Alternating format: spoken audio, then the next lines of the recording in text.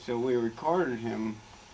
He was very excited. He looked at the film and they fiddled away. And the festival in New York I got invited to a part of a music festival because this man, the violinist, was one of the managers, directors of this annual music festival. And he wanted to do something modern and different. And so to include a film with his soundtrack, he thought that was really going to be exciting. So I went along with that. It came up very quickly, even before we had a chance to hear the recording of his violin.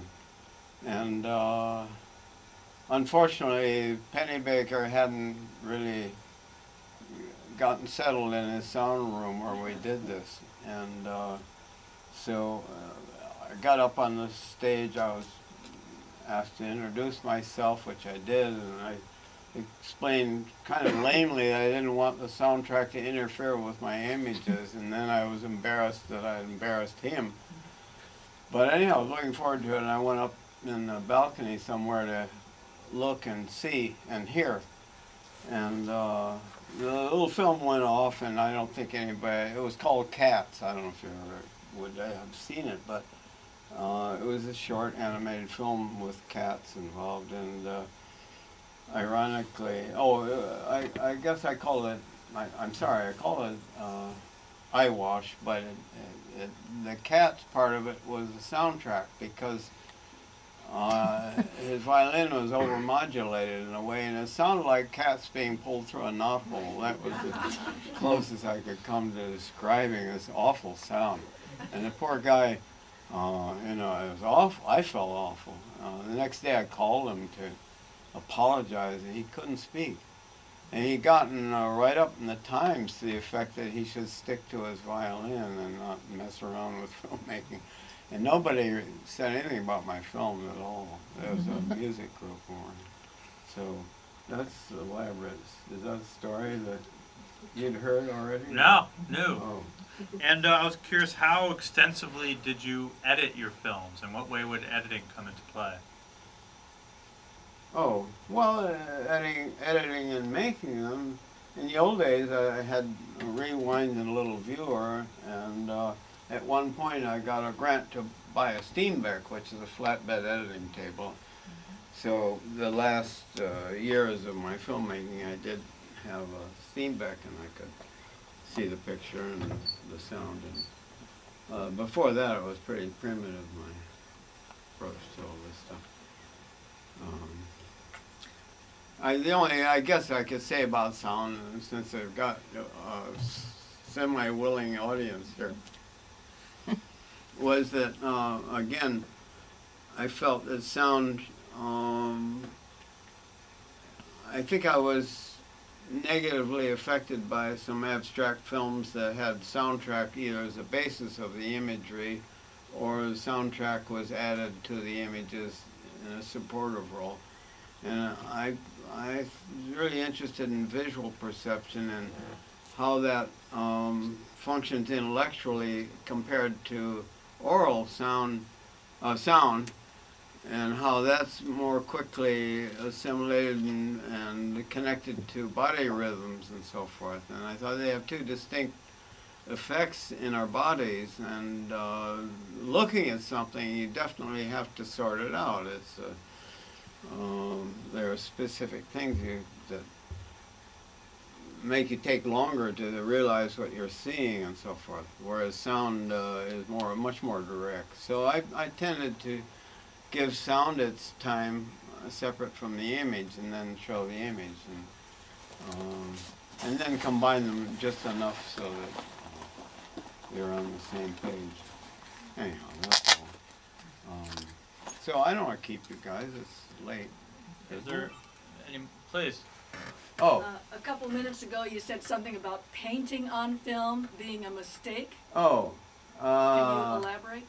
Oh, I guess it was a mistake.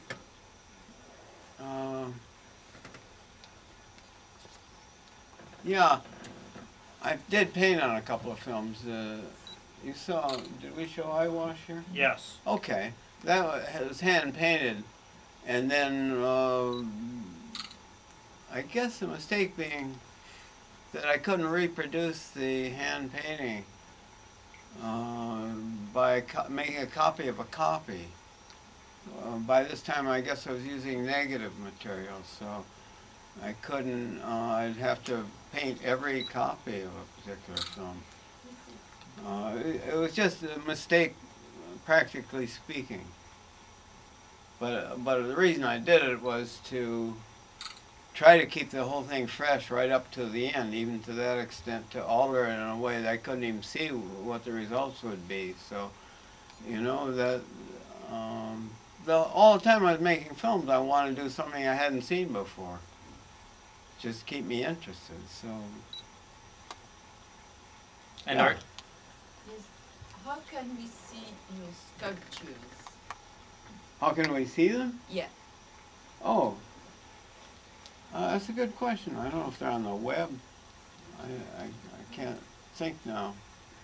Otherwise, I have I spent a lot of time in France, and I have a gallery in France, and so the sculptures have been shown quite a bit there, and I haven't had shows in America for quite a while. I did have one. The Modern Museum has one of the big domes, but they don't. Those people don't like things like that. They're mechanical and they break down, and they're a pain in the butt. My big sculpture at MoMA, one day I went there and it was pushing up against tall sculpture. Somebody here can remind me, the sculpture anyhow in the garden, a very precious object, and it was threatening to push it over. And I got there, but I looked up at the office to see if anybody noticed, and I managed to. And it would go around. There was a Henry Moore, and there was actually Picasso sculpture in there, and it would go around and kiss all these things. Very quietly, big white dome. It was one of 8 of them that we had in the World's Fair in Japan. But how to see them now, that's not out in the garden that I know about, and so I don't know. C'est quoi votre galerie en France? What's your gallery in Paris? The name of your gallery in Paris. Oh, yeah. It's oh, is that the Kate's up Yeah, there. GB Agency. GB Agency? What? GB Agency? Yeah. It's terrible getting old, you know. You forget things. And do you see what goes up as your as a final film, a valedictory? Well, I think I raised my glass in the last scene. It's hard to follow that. You know, as though I've said goodbye. I certainly won't go back to making film. I've been offered by various people to help me do electronic stuff, and I might. Just using those methods, I certainly don't want to. 16 millimeter, I thought had died completely. It hasn't, but I gave away my camera and everything else about a year ago or so. But anyhow, I don't know. I made enough film. Just enough for 1 week's worth. Just enough. 1 week. But thank you very much for your time, Earl.